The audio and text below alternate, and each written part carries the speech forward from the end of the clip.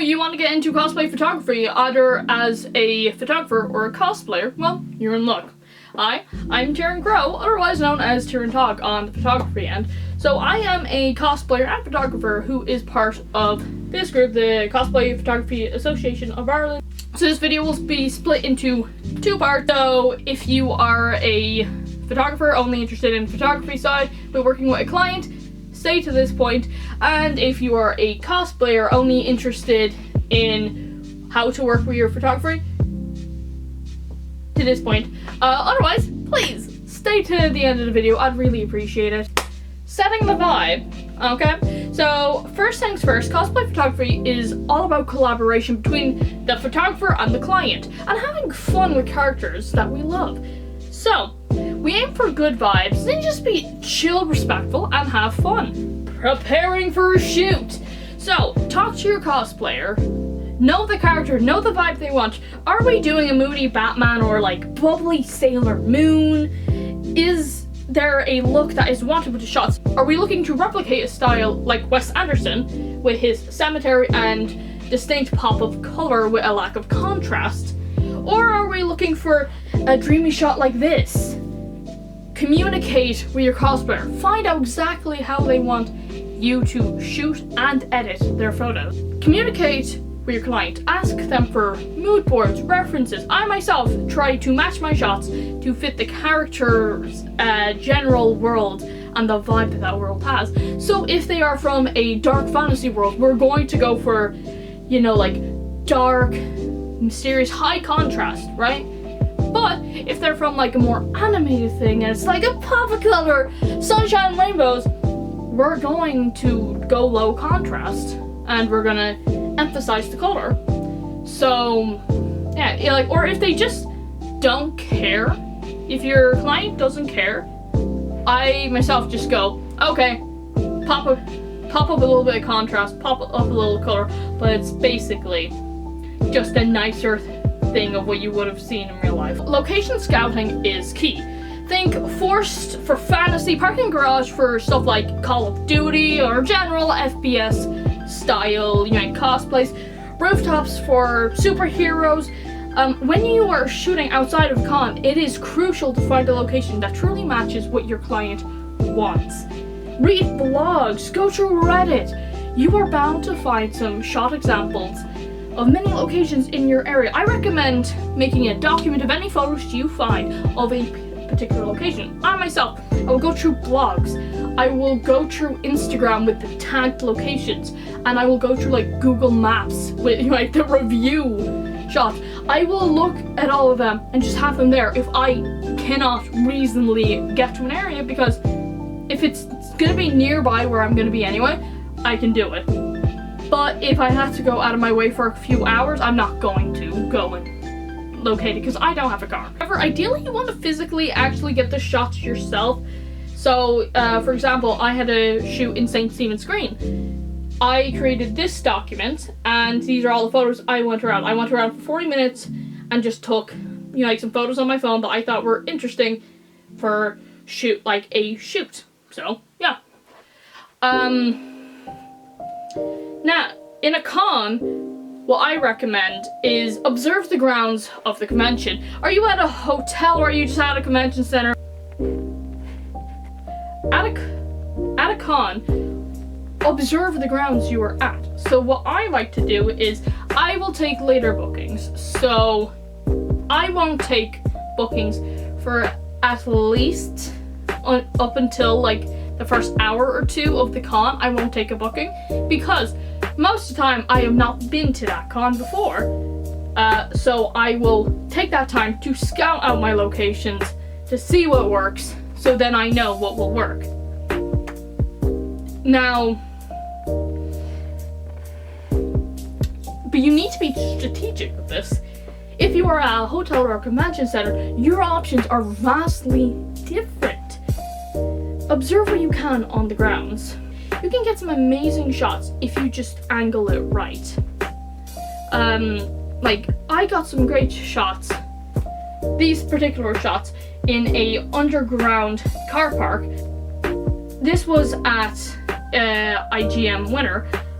This location wasn't the best, given the weather, but I found a location that worked, which was the underground car park. Other ones are like this with Pelicon. This was at UCD. UCD doesn't have too much nature, I guess you could say, around it in that particular part of the campus. So I took advantage of like the one little corner with trees and whatnot, and I got these amazing shots yet again of Acidikid and of the Mighty Kraken. I think I used that spot well, and yeah, you need to be strategic. Or this one from MegaCon Dublin. MegaCon Dublin was flooded with photographers. It was hard to get any spots, but all of us went to this one particular spot because the loading bay just looked iconic. Now, I don't do this myself because I just generally am not comfortable with it, but on the spot shots, what I would just do is, 1, cosplay is not consent, ask. It's not hard, just ask.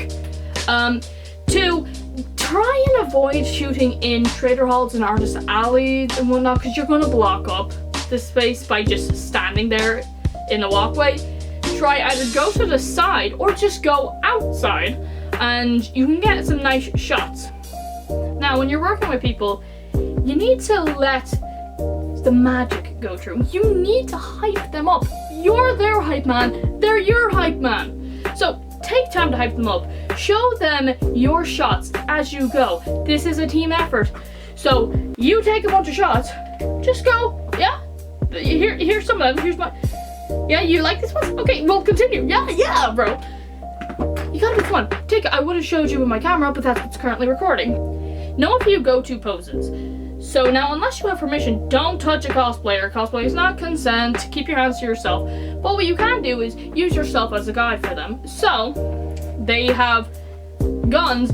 Just start posing like, yeah, can you do this? And you're gonna look up here, like follow my fingers, whatever. You're gonna look here while your body is like this, or you got a sword and you're gonna be like this, with like the sword going over the shoulder. This is a shot of me. Just an example. Light.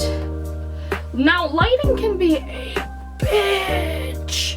So, is it golden hour? Is it overcast? Is it harsh midsummer, like sun? Find shade or use a diffuser. I love diffusers. If you're bringing lights, softboxes, RGB panels, ensure that they are bright enough for what you want to shoot in. Okay, I know from experience myself when it comes to RGBs that if you don't get a powerful enough one, it is virtually useless in most situations. And especially, what's gonna be the worst when it comes to lighting is not sunny. That is what you want. It is cloudy, but cloudy when it's not overly dark.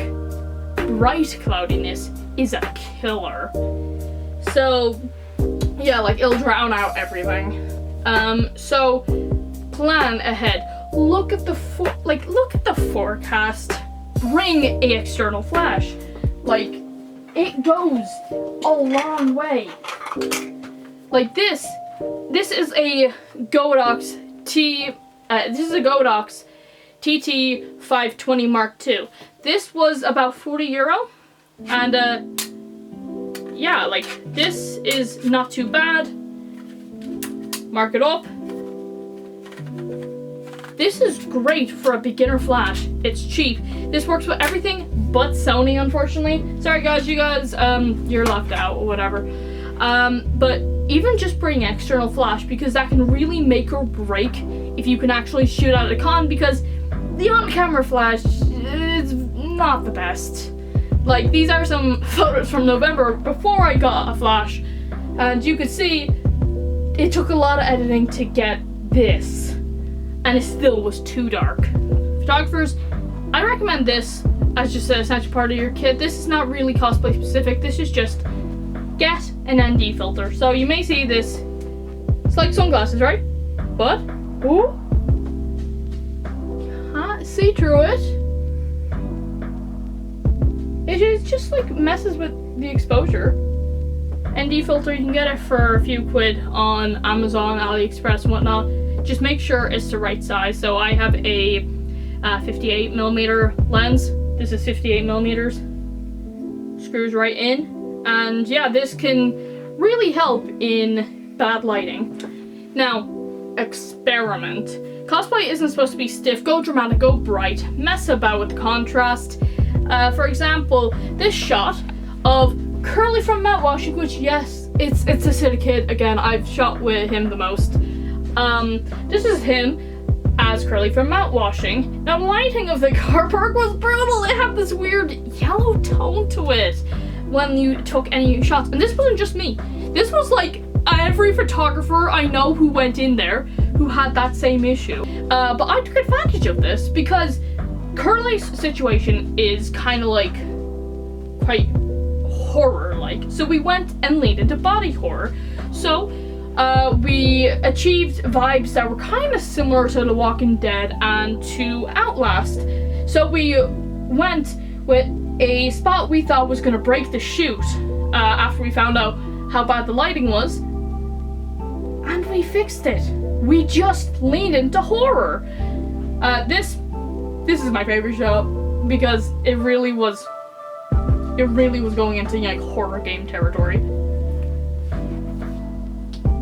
Okay, so cosplayer time. Yeah. Okay, so as a cosplayer, when working with a photographer, communicate your vision. Try to provide references, explain what your character is pre-shoot to the tug. At the end of the day, you know your character, you know what you want to achieve. Let the photographer know if you want action shots or whatnot, because that will depend on their lenses and just generally the equipment they have and their settings. Do you want dreamy? Do you want cinematic? What is it that you want? Tell them. Practice a few poses or expressions in the mirror. So a lot of cosplayers, they are great at posing with their body, but they can't with their face. A lot of us, like me, is resting bitch face. Okay, so look in the mirror, start expressing things. Because a lot of people, they struggle to feel anything. Just try to go angry. Like, try to go angry. Try to go happy. Just mess about with your face. You can get expressions with your face nailed if you just practice, because it's easier to move your body than it is to move your face and express something you in fact are currently not feeling. And this, like, I've shot with so many people, this is the most common issue. People don't know how to express with their face. And you know, like, it is a skill. So practice in the mirror. Be honest when it comes to your comfort.